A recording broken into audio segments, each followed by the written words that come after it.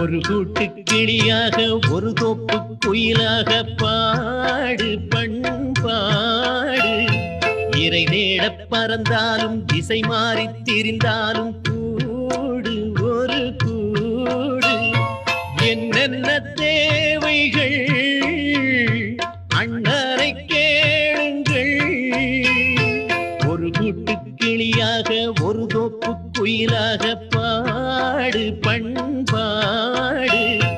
இறை தேடப் பறந்தாலும் திசை மாறித் திரிந்தாலும் கூடு